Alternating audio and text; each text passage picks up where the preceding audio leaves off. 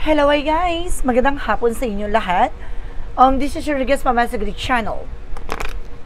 A fatal also matarder. So ngayong hapon na to, tagay natin nagsabihin sa iyo ng ating mga gabay. So this is Archangel Michael messages for the sign of Cancer yan. So Cancer, welcome to my channel. Ano kayong messages, advices, and spirit guides ang ating masasaga for today's video?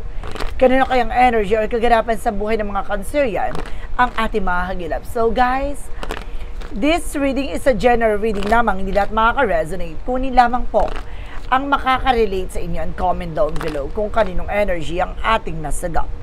And of course, don't forget to like and subscribe my channel.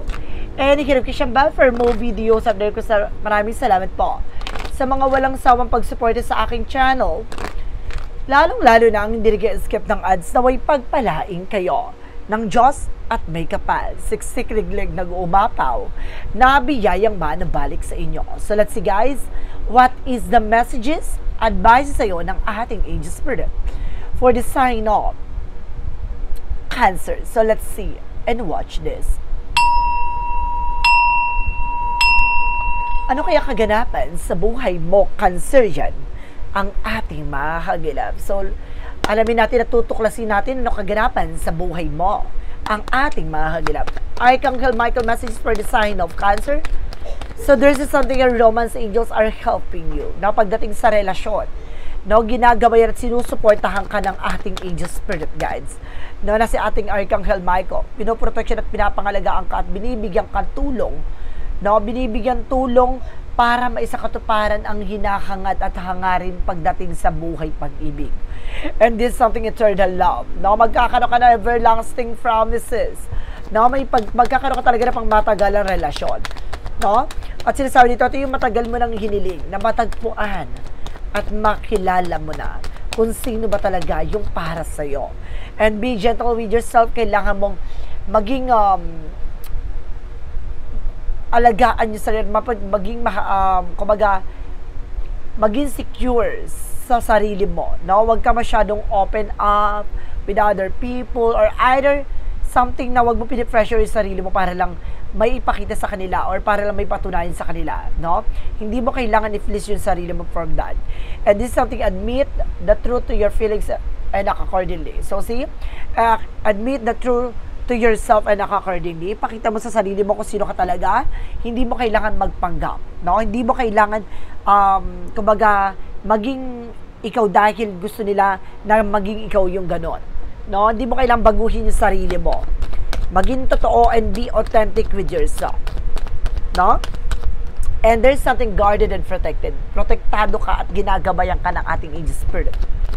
No? Sabi natin na ating Archangel Michael, maaaring tinutulungan kang proteksyonan, no, ang physical at emotional mong pakiramdam. And of course, this is something you and your loved ones are safe. No, safe naman daw yung mga mahal mo sa buhay. Kaya huwag kang mag-alala. Keep going. So let's see what is the ritual messages. Paano natin ilalatag at paano natin hihimay-himayin ang mensahe ni ating Archangel Michael. Ito na. Tuklasin at bulabugin natin. Angel Spirit, please give information po. There's an Ace of Cups. Talaga, there's an all about love life. Oh my goodness. Talaga pinapakita na may tungkol sa pag-ibig, no, na maaaring ibigay sa iyo at ipagkaloob na talaga sa iyo matagal mo nang hinihiling. No, na makilala na siya, matagpuan na siya. Now, there's something that it wants with the past communication, past moment at bibilis ang takbo ng eksena, hindi lang ang puso mo, no, ang bibilis at tibok, kundi ang sitwasyon. And there's a severance with the sneakiness and cheating lying on you. Mag-ingat ka lang. No? May mga kalaban ka sa paligid mo or sa likod mo. Ibig sabihin nito, maraming mga taong tuso at tukso na lalapit sa iyo or either may mga taong sasapaw sa eksena mo. No? Aagawan ka ng spotlight or susubukang agawan ka ng eksena. And because there's something na page of what wave good just coming in, may magandang balita, no, napaparating. And there's a page of surveying curiosity. Kailangan tuklasin mo yung mga bagay na makakatulong sa'yo. No? Alamin mo yung mga bagay na magdadala sa'yo ng growth and expansion. What is the initial messages? And there's a Queen of Pentacles just being mature enough and being grounded, how to manage and control your finances. No, kailangan marunong kang maghawak, no, or maging mature ka na, no? Matauhan ka na kung paano mo kokontrolin yung mga pinaghirapan. What is the Ace of Cups? Represent what? Represent with a 10 of Wands, something obligation. Some of you guys, no, lagi ka nakakatagpo, no, ng taong may obligasyon. It's either may asawa, may jowa, o may karelasyon, o may anak na. No? Or either guys, no, parehas kayong dalawa na mayroong obligasyon na. And this is something, the Ace of Pentacles with a big shot and big money coming in for you. May malaking mensahe dito ng ating gabay na paparating ang biyaya, no? Mula sa langit, na mula sa ating mga gabay na ibibigay at ipagkakaloob na sa'yo. What is the Seven of Swords? Represent with the Queen of Wands. Confident. Lakas ang loob mo, lakas ang pakiramdam mo.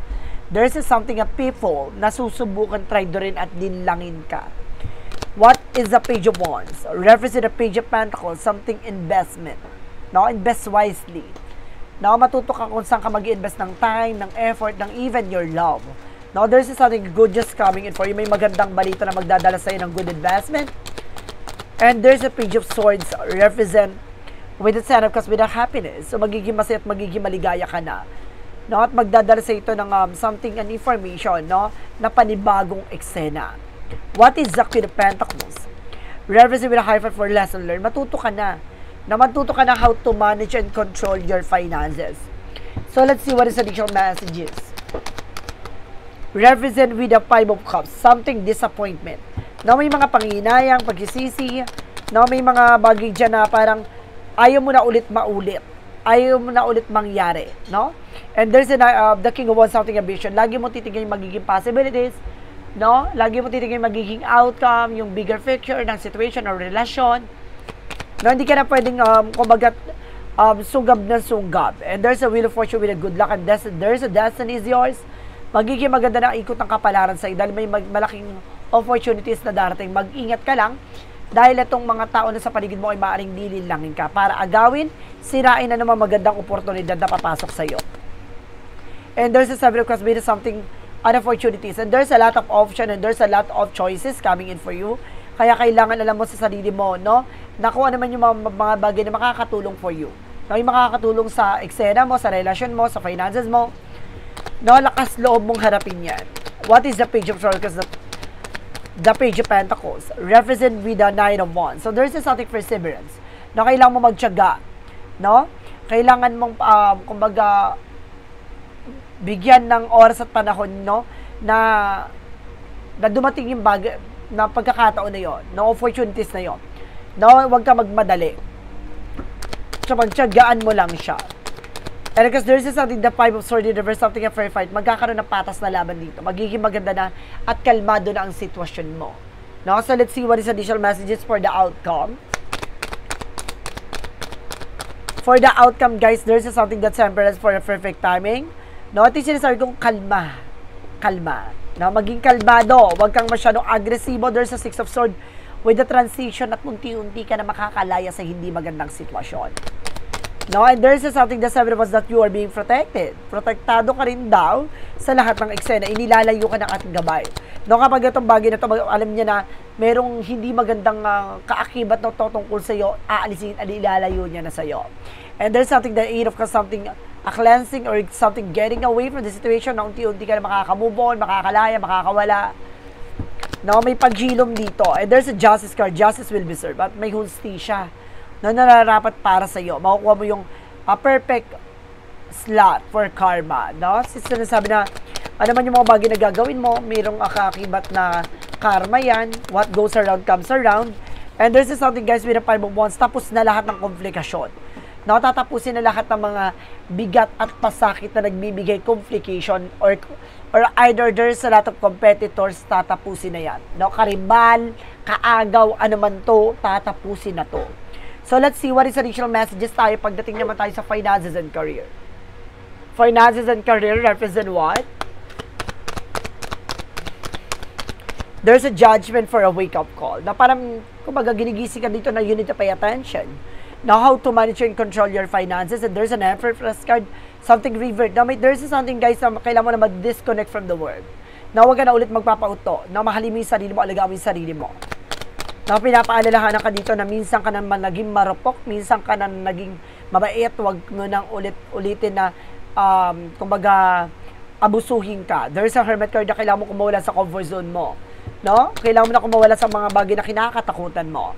And there's a Two of Pentacles with a balance. So, kailangan mo maging balance pagtungkol sa finances. No? Huwag ka matakot na kung ano man yung sasabihin nila, gato ganyan. Kaya, ang nangyari, pinapautang mo, pinahihiram mo para walang masabi. Hindi ganon. And there's a Three of Swords, no? Insecure. Talagang pinipilit ka nitong gusto kang sirain, gato ganyan. No? There's a something Six of Cups, no? Maring itong tao na malaki talaga ang inggit sa'yo, no? Sa finances mo. So, let's see what is additional messages with an angel spirit for love life. Sa love life mo, guys, there's a Four of Cups, just re-evaluate or analyze. May mga bagay na kailangan pag-isipan. Mag-pay attention ka. Ibig sabihin, kumbaga, ito na yung paalala sa'yo ng ating gabay na kailangan mong alamin, tuklasin lahat ng nasa paligid mo. And there's a Magician, something manifestation. May mga bagay na unti-unti ka na mga manifest. May mga bagay na unti-unti mo na makukuha at matatamo. No? And there's something, the word card represents something, no, kumbaga, success, victory, and there's a lot of trouble coming in for you. There's a Hermit card. It means, makakawala ka na sa lungkot at, kumbaga, takot, no, nananaig dyan sa mundong ibabaw mo, no? Kaya, kumbaga, aalis ka na dyan sa lahat ng kinakatakutan mo. No, Hermit card. No, kumbaga, may hinahanap ka sa sarili mo. There's a soul searching, no? Kumbaga, hinahanap mo yung sarili mo, no? Ano ba talaga yung purpose sa buhay? Gato, unti-unti mo nang babaguhin yung mundong ginagalawan. Na magliliwanag to, maglilinaw sa lahat. And there's another because with an offer, there's a lot of offer coming in for you. What is the Three of Swords? Represent with a full card for a leap of faith. No, dahil sa pananampalataya at tiwala mo dito, no? Kumbaga, bibigyan ka ng bagong simula. Mag-ingit ka lang sa mga taong nasa paligid mo dahil may lihim na inggit to. Napilit kang sinisira. Now, the Six of Cups, represent with the Ten of Pentacles, magkakaroon ka na pang matagalan. No? Talagang ibinabalik lang sa iyo yung mga bagay na kinakagisnan. No? Kumbaga yung pinagmulan mo, yung ugat ng pinaka-eksena mo, na dati ka ng marangya, dati ng masagana pamumuhay mo, ito na ibabalik na sa iyo yung ayong sa kalooban ng Diyos. What is the Judgment? Because the Four of Cups. About naman tayo sa health. Sa kalusugan mo, there's an Eight of Swords. So, there's a lot of toxic and negativities. Mag-ingat ka, no? Pagdating sa kalusugan mo, huwag ka tatanggap na pagkain na galing sa ibang tao sa labas. And there's a tower moment for major changes kasi malaking pagbabago na to. No, maaaring, kumbaga, sirain ka, no? Guluhin ng buhay mo, no? Bigyan pampamalas ang hanap buhay or negosyo mo, ganon. Ano man yung tatanggapin mong offer na yan, mag-ingat ka. There's another with a Knight of Swords with a success driven, no? Bibilis ang takbo ng sitwasyon mo. Now, there's a Five of Pentacles, no? Some of you nakakaranas sa financial crisis, financial loss. Kaya ka nag-iisip, nai-stress. No? Iba-iba yung nararamdaman mo dito. And there's something, guys, with the Seven of Pentacles na harvest mo. Pero mag-harvest ka, no? Mawawala na yung mga iniisip mo, yung mga bigat at pasakit mo, pasanin mo. There's a Chariot card with an action, no? Iwasan mo yung panahihiga. At the same time, guys, no? Yung pagkakain mo, hihiga ka agad. Iwasan mo, nagbo-bloated ka dito. So, let's see. What is additional messages now with the magical fairy messages? Tumungo naman tayo, guys, sa lahat ng mensahe at advices ng ating mga angel spirit. So, let's see and watch this. Ting! Oh, diba masabog? May pating, ting, ting, ting. So, let's see what is the magical fairy messages represent what? Magical fairy messages represent with a birthday. So, some of you guys know, ngayong birthday season mo, maaaring masagot na lahat ng katanungan mo. And there's something daughter, especially with your daughter, no? Anak na babae, maaaring masasagot na lahat ng katanungan mo tungkol dyan. And there's a business venture. Some of you guys, magkakaroon ka dito ng new opportunities or career opportunities. Na maaaring magkaroon ka ng trabaho, bagong negosyo. What is the synchronicities represent what? Represent with an in tune. Talaga, this is something love life, no? May tungkol talaga sa pag-ibig dito. And there's an intuition. Makinig ka sa intuition and gut feeling mo. And this is something, guys, with imagination. No? Gamitin mo tong imagination mo para makapagbuo ka ng mga bago ideas. What is the yin and yang oracle card? Represent what? And self-worth. At yung sinasabi kanina pa na kailangan alam mo sa sarili mo yung halaga mo. No, hindi mo kailangan piniplease yung sarili mo para lang magustuhan ng ibang tao. And of course, you are dealing with the Ace of Earth, Taurus, Virgo, Capricorn. And there's something disappointment, no? May mga regret ka dito na kailangan mo ng pakawalan. And this is something contract, career, and commitment, no? May mga bagay talaga na hindi nag-work. Kahit na alam mong kasal na, talagang hanggang doon na lang, no? Ang relasyon na pinutol, no? At ang relasyon na hanggang doon na lang pala. At the same time, may taong darating pala na talagang makakasama mo hanggang dulo. Diba? Let's see what is the Romance Angel represent what. Pagdating sa relasyon, for Mystic Love Oracle deck, home foundation, no, magiging matibay, no, ang inyong samahan sa pamilya, and this is something breakup. Some of you meron talagang hiwalayan na magaganap. There's something an ending. And there's a party. Have fun, enjoy. What is that angel's number represent what? With an angel's number, angel's number represent, okay, there is something 10-11 represent a taking action. So, kailangan mo ng kumilos. No, kailangan mo ng gumalaw. Kailangan mo na magdesisyon. This is a call for you to take an action to move forward. The sooner you getting going, the sooner you will accomplish what you set out to do. Those with patience will eventually reap the rewards for their perseverance. No, kung may pagtsatsaga ka sa lahat ng ginagawa mo, patuloy mo lang ginagawa yung mga bagay na dapat mong gawin, makakamit mo at aanihin mo ang tagumpay na inaasam mo. There's something in hope and new beginning. Rise up, no? Aangat at babangon. And there's something 666 for a great blessing. At ito na ang biyaya, no? Nurture yourself. Your need, their sorrows and boundaries. Let go of the things that are weighing you down. Make space of something meaningful and expand your spirit to all areas of your life. That's big love, opportunities, or job need to squeeze in somewhere. So see, kumbaga may biyaya talaga na para sa'yo. Bitaw mo at pakawalan mo yung mga bagay na hindi nakakatulong sa'yo. No? This is a money matter, represent what? Money matter represent what?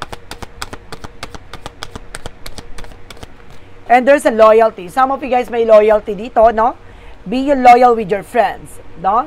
At sinasabi dito na true friendship ay loyalty are among the most important values. Diba? Pagdating sa relasyon, pagdating sa kaibigan, sa pamilya, may loyal talaga dyan.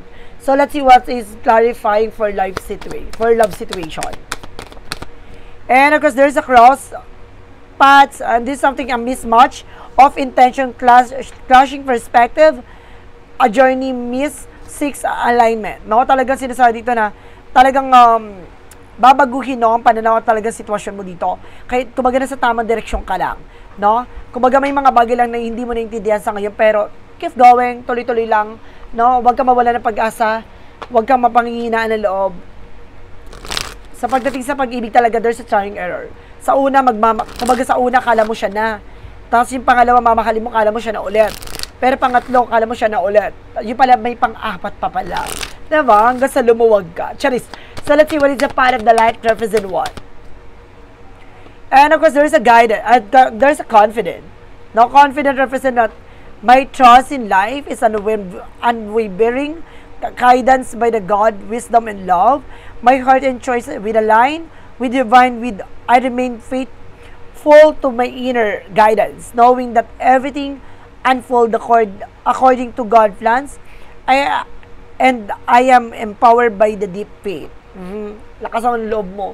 No, sinusubukan na pananampalataya, tiwala mo ko hanggang sa kakakapit. No, so let's see what is the what lies beneath with the kingdom future ng mga bagay na nakatago sa haharapin mo kinabukasan.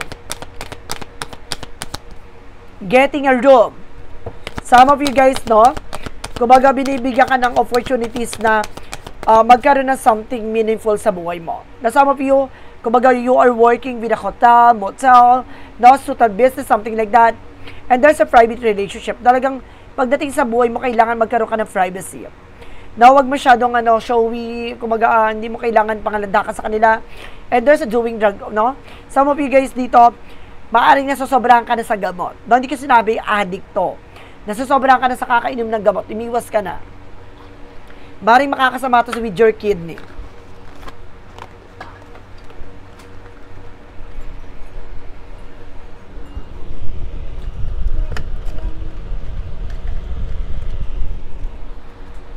Let's see what is the shadow work, service, and what? Then of course guys, mag-ready na kayo with your questions. No? May mga kasagutan tayo with a pick a card, yes or no. No? With the 1, 2, and 3. Okay. And there's a confront, fears. No? There's a bravery and healing. Reclaim, kailangan mo labanan takot at pangamba at maging matapang ka. No? Sa lahat ng mga bagay na hamon na darating. Enjoyin mo. No? So, let's see what is a yes or no. Pick a card. Represent what? Ang unang babagsak dito is number 1. Ang pangalawang ibabagsak natin is number 2. Ang pangatlo is number 3. Okay? Start na tayo with the number 1. Comment down below guys kung ano yung number na napili nyo. And there's something yes. Spiraling up, rising side up. Out of the shell. So, see? Ibig sabihin dito, kailangan mo kumula sa comfort zone mo. And yes, no, kailangan mo lumaban. At ito na yung tamang pagkakataon para kumawala ka na dyan. No? Maging matapang kang harapin yan. And there's a no deception in the dark, truth hidden. Wag muna. May malalaman katotohanan dyan. Umiwas ka muna dyan. Kailangan mo muna kumalma.